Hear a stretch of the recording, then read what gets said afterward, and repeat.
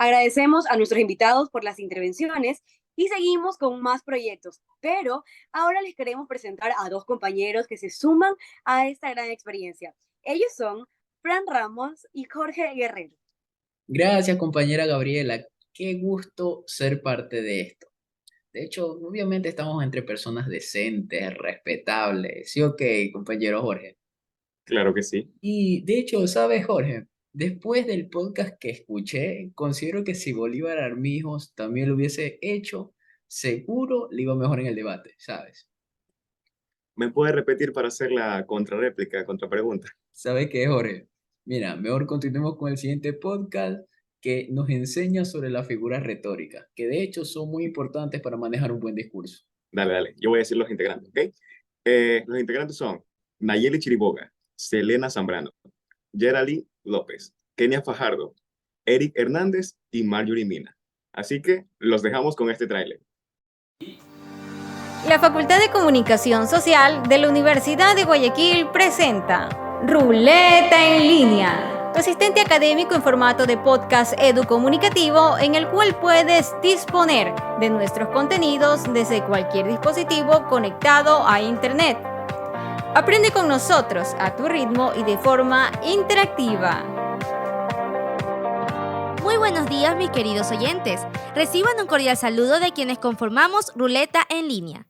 Brevemente, indicaremos que las figuras literarias, tropos o figuras retóricas son giros o recursos estilísticos, es decir, mecanismos de lenguaje que se emplean para ilustrar, embellecer o enriquecer estilísticamente el discurso, especialmente en el contexto de la oratoria y de la literatura, alterando significativamente el modo común y cotidiano de emplear el idioma. Teniendo en claro esto, mencionaremos algunas de las figuras retóricas utilizadas en los discursos. La primera figura retórica sobre la cual hablaremos es la hiperbatón. La hiperbatón es una figura de dicción que consiste en la alteración del orden usual de las palabras de un enunciado, con fines métricos o de énfasis. Este recurso estilístico ha sido utilizado en discursos de personajes políticos y sociales. Ahora, escuchemos un ejemplo de esta figura utilizada por el Che Guevara en su famoso discurso dictado en 1964 ante la Asamblea General de las Naciones Unidas. Como es de todos conocido, después de la tremenda conmoción llamada crisis del Caribe, Claramente podemos notar cómo el Che Guevara alteró el orden de la oración haciendo énfasis en la palabra todos. De esta forma hizo referencia a los presentes para que esa parte del discurso cale profundo en la audiencia. Pues si bien dijo, como es de todos conocido, pudo decir también, como es conocido de todos. He aquí el uso de una hiperbatón. Prosigamos ahora con otra figura retórica, y esta es la metáfora. Se conoce como metáfora a un tropo o figura poética. Este recurso nos sirve para identificar dos conceptos entre los cuales existe alguna clase de semejanza, donde uno de los términos es literal o referencial y el otro se usa en sentido figurado, al cual se le atribuyen ciertas características a personas, elementos o cosas. Las metáforas nos permiten realizar analogías para comprender la relación que existen entre dos términos. Para comprender a las metáforas de forma más clara, citaremos un ejemplo de la excelsa obra de Miguel de Cervantes llamada Don Quijote de la Mancha. Nos basaremos en un fragmento en el cual el Quijote, quien estaba tan enamorado de Aldonza, le cambió el nombre por Dulcinea del Toboso, porque le pareció que ese nombre le hacía princesa y gran señora.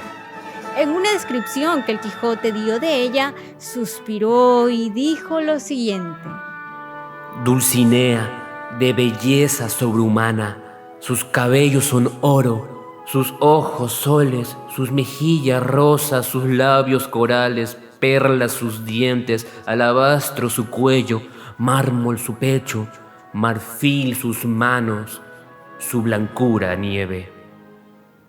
Pero entonces el Quijote nos daba a entender que Dulcinea era tal cual como la describió.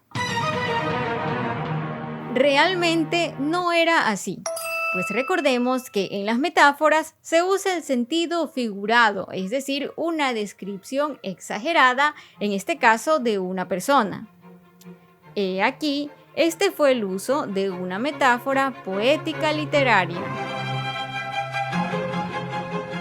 Por lo consiguiente, la cacofonía, también llamada disonancia, es aquella en que consiste en la combinación intencionada de palabras disonantes que resultan desagradables al oído.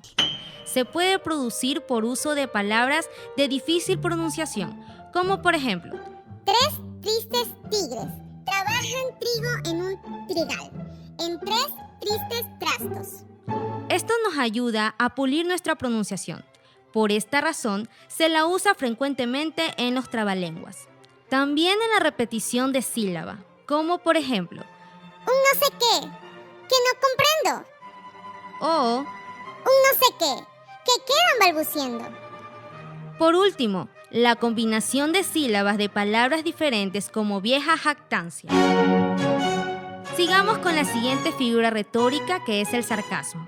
Es una forma de burlarse con la que se pretende dar a entender lo contrario o manifestar desagrado.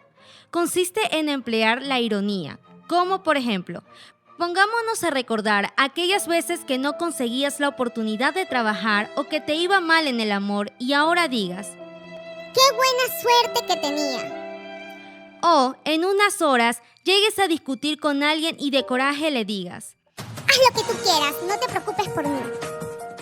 como también me digas ahora mismo, Gracias, no esperaba menos de ti. cuando tal vez le he provocado algún perjuicio. Por lo tanto, es una crítica indirecta, pero la mayoría de las veces es expuesta de forma evidente. A continuación, vamos a hablar sobre la anadiplosis. ¿Y eso qué es? Consiste en la repetición de la misma palabra al final y al inicio de una frase. Es común en los refranes, también en los discursos, incluso en la poesía, como en este verso de Antonio Machado. Escuchen con atención. Todo pasa y todo queda, pero lo nuestro es pasar, pasar haciendo caminos sobre la mar. Pues si han escuchado la palabra todo, pasar y caminos, hubo repetición, es decir, hubo anadiplosis. Y a continuación vamos a hablar sobre el anticlímax. Y no, anticlímax no significa estar en contra del clímax. Más bien, se basa en enumerar distintos conceptos en orden decreciente respecto a su importancia o cantidad. Suena complejo, ¿no? Pero con un ejemplo se entenderá muchísimo mejor. Escucha con atención. Lo esperaré el tiempo que sea necesario. 1 hora, 1 minuto, 1 segundo, 1 instante. En ese ejemplo, el orden decreciente es el tiempo, desde 1 hora hasta 1 instante. Interesante, ¿no? De esa forma has entendido la palabra anticlímax.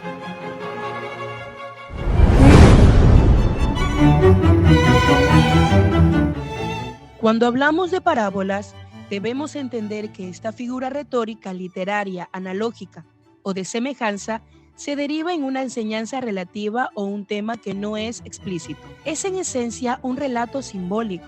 Por ejemplo, Jesús, el personaje más famoso de la Biblia, que hace años atrás nos dio por medio de los evangelios distintas parábolas, donde comparaba a la iglesia o a sus seguidores con elementos de la tierra o el universo. En ocasiones los llamó la luz del mundo, que actualmente lo podemos encontrar en la Biblia en Mateo 5:14. Vosotros sois la luz del mundo. Dando a entender que donde sus seguidores estén, deben alumbrar, deben ser una guía. Una paradoja, o en otras palabras, lo contrario a lo común, es una idea extraña opuesta a lo que se considera la opinión general, o con una contradicción lógica, pero cuyo contenido es verdadero. Esta figura es muy conocida en el argot popular, donde se muestra una realidad confusa de los hechos. Ejemplo: en casa de herrero, cuchillo de palo. Mostrando en una casa cómo alguien de una profesión específica, donde debe notarse el trabajo que realiza, en este caso de herrero, se ve todo lo contrario, y esto es más común de lo que parece. También hemos escuchado frases como: vecina, tranquila, perro que ladra no muerde. Ay, mijita, lo que fácil llega, fácil se va. Entre otros. Pero estas no son las únicas figuras retóricas que hay. La hipérbole consiste en exagerar un elemento, ya sea aumentando o disminuyendo la realidad, creando efectos como la ironía y el humor. El fin de esta figura retórica es dar mayor fuerza expresiva al mensaje. Por ejemplo, es que me muero de amor por ti. Entre otras, la aliteración consiste en repetir sonidos en palabras cercanas. Un claro ejemplo es el verso del famoso escritor Rubén Darío. Con el ala leve, de leve abanico. O también canciones como Te esperaré, interpretada por los artistas Cali y Dandy. Te lo juro, no lo sabía y haberlo sabido, otra suerte sería. La Facultad de Comunicación Social de la Universidad de Guayaquil presentó Ruleta en Línea, tu asistente académico en formato de podcast educomunicativo. Y así es como hemos finalizado el programa del día de hoy. No se olviden seguirnos en Facebook como Ruleta_en_línea y en Instagram como @ruletaen.enlinea para estar al tanto del contenido diario de Radio Ruleta. Nos vemos mañana con un nuevo tema para aprender y estar informados.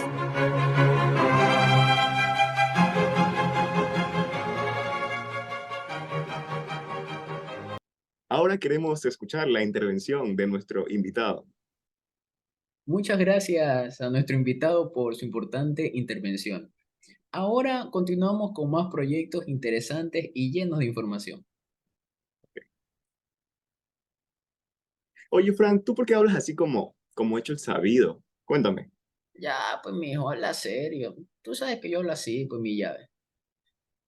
¿Te das cuenta? Hablas así como guayaco, así, no sé. Yo creo que te hacen falta unas clases así de español neutro. ¿Sabes qué, mijo? Como se dice en mi barrio, pila y mosca, porque no se dice guayaco, sino guayaquileño.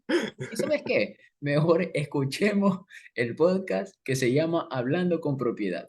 De hecho, mira, los integrantes son Mauricio Marcillo, Kevin Flores, Ronnie Yepes, Francisco Galán y la compañera Emi Lascano. Escuchemos el tráiler. Ahora le damos paso a nuestro invitado para que él nos dé su observación acerca de este podcast. Hola, ¿qué tal amigos? Me presento, mi nombre es Kevin Flores. Buenos días, buenas tardes y buenas noches, dependiendo en dónde y a qué hora nos estén escuchando. Quiero comenzar dándole la bienvenida a mi colega Ronnie Yepes y por supuesto a ustedes también, mis queridos oyentes.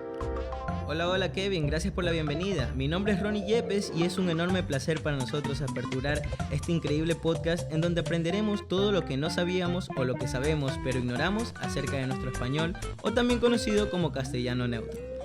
Le damos la bienvenida a Hablando con Propiedad. Pues arrancamos con el tema inicial, ¿verdad? Pero antes le diremos la tabla de contenido para que se queden hasta el final por si hay algo que les resulte mucho interesante. Y dentro de estos temas son ¿qué es el español neutro? ¿Para qué sirve? La importancia y consejos y tips para escribir en español. Claro que sí, Kevin, pero comencemos ya, que nuestros oyentes están impacientes por saber qué es el español neutro y cómo alcanzar un léxico sin acentos o regionalismos. Claro que sí, Ronnie, pero ¿qué es el español neutro? El español neutro, o también conocido como español internacional, es el término que se utiliza cuando queremos referirnos a un español sin regionalismos y cuya palabra significado pueda variar mucho en una región a otra. Ah, entonces si digo, ese carro está de peluche, como se diría en español neutro. Pues se diría, ese auto es muy bonito. En sí, esto no es un idioma diferente. Solo se trata de una versión más estándar con palabras comprensibles para todos los hispanohablantes. El objetivo del español neutro es no contener términos que sean confusos para el oyente sin privilegiar localismos, vocablos o gentilicios de otros países. Entiendo. Pero, ¿para qué sirve esto del español neutro? Si aquí mi gente guayaca sí me entiende como yo les ladro. ¿Qué es eso de ladrar, Kevin? Ay, pues es hablar, Ronnie. ¿Acaso no me entiendes cuando te hablo? Te entiendo muy bien, pero no uses términos extraños que me confunden. De hecho, para eso sirve el español neutro, para facilitar la comunicación de un hispanohablante con otro. Pues aquí en Guayaquil no solo hay guayaquileños, hay muchas personas que son extranjeras y muchas de ellas también hablan español. Pero si ponemos a conversar a un colombiano y a un ecuatoriano, solo se entenderán el 50% de lo que dicen, debido a que cada uno hablará con su jerga característica de su nacionalidad. Pero si hablan un idioma neutral, sin acentos, sin regionalismos, sin gentilicios, se agiliza la comprensión. Te daré un ejemplo. El colombiano dice: Hola amor, ¿qué más pues? El venezolano dice: ¡Cállate la boca, chico! El ecuatoriano dice: Ya, pues compadre, pero disfrútelo pues. Y el español neutro dice: Hola a todos. Sabes que ahora que me doy cuenta, es la misma frase pero con diferentes regionalismos. Ahora noto ya la importancia de tener un lenguaje neutro. En los trabajos siempre nos piden que seamos formales y mantengamos un lenguaje neutro con los clientes para no dar mala imagen. Y no solo es eso, Ronnie, es para mantener una comunicación más estable, fluida y respetuosa con las personas. Además, ¿esto podría darle algún consejo o tips para comenzar a hablar en un español más neutral, Ronnie? Claro, Kevin. El primer consejo que podría darte es que trates de no utilizar los regionalismos o modismos de tu zona regional o país. Es lo que principalmente evita que nuestro lenguaje sea neutral. Como segundo consejo, lee textos en donde contengan un español neutral para que tu léxico y vocabulario se amplíe y mejore. Como último consejo, aplícalo en tu día a día para que hablar de forma correcta no sea complicado y usarlos en los momentos más oportunos. Y bueno, el mejor tip que te puedo dar para mejorar tu español neutro es que redactes textos o pensamientos sin jergas ni regionalismos. Muchas, pero muchísimas gracias, Ronnie. Sabes que ahora me ha quedado más claro esto. Pero por último, ¿podrías darme algunos ejemplos para reforzar lo aprendido? Claro que sí, Kevin. Mientras te doy ejemplos, te explicaré algunas reglas esenciales para poder tener un español neutro. Eliminar el voceo, vos, y sustituirlo por el tuteo, tú en primera persona del singular. Es muy natural escuchar a los argentinos arrastrar las palabras que llevan la doble L o la Y, o conocida como la I latina. ¿Qué mejor ejemplo que escucharlo a Messi hablar? ¿Qué mira, bobo? Anda para allá, bobo. Otro ejemplo también podría ser eliminar el vosotros, usando principalmente el español de España. A ver, es un hombre guapísimo. Hombre, ya. Sí, no. Yo cuando lo vi, era tan guapo que hasta me daba vergüenza mirarle. En esta entrevista podemos notar el acento muy pronunciado de Georgina. Más sin embargo, trata de mantener un lenguaje que sea entendible para todos aquellos que le están escuchando. Lo ideal sería que no se notara el acento. Ahora, otra regla es eliminar los modismos o regionalismos. Un ejemplo: vecina, le cuento, una recién salidita del horno. Pues un pajarito me contó que la señora Carmen se fue con el noviecito de luna de miel. Pero a mí no me sorprende, comadre. Yo ya sabía que cuando el río suena es porque piedras trae. Además, desde el romance que tuvieron el año pasado ya se veía venir que se quedarían juntos. Porque donde hubo fuego, cenizas quedan. Yo soy bien intuitiva y a mí no se me van a ir por las ramas. Estos modismos naturalmente son algo complicados de entender para los extranjeros o hispanohablantes. Lo ideal sería hablar de forma directa y concisa. Oiga, compadre, vámonos soplados para la cancha, que ya mismo empieza el peloteo. Estas son palabras que, aunque se escriban diferentes, se usan para referirse a lo mismo dependiendo de su origen geográfico. Claro, puñaño, yo ahorita le caigo que mi veterana me va a pasar la jama para pegarme un tarrinazo después del peloteo. Ronnie, muchas gracias. Hoy he aprendido mucho y no solo yo, sino todas las personas que nos están escuchando a través de nuestro podcast. Ahora entiendo la importancia de hablar con un español neutro. De nada, Kevin. Recuerda que aprender nunca tiene por qué ser aburrido. Muchas gracias por escucharnos y espérennos en nuestro próximo podcast con más contenido educativo para ustedes. Así será, Ronnie. Aquí estaré la próxima semana esperando nuevo contenido. Esto fue Hablando con Propiedad. Chao, chao. Adiós, cariño. Oye, pero antes que te vayas, ¿sabías que regionalismos o localismos significa que se refieren a los diferentes giros o connotaciones que adquieren los vocablos según los lugares, regiones en los que se habla, bien sea por el sistema geográfico, cultural o estrato social del hablante? Gentilicio significa que expresa el origen geográfico o racial. Si queremos referirnos de una persona que vive en Guayaquil, la llamamos guayaquileña, pero si queremos referirnos a una persona que vive en Quito, nos referimos a ellas como quiteña.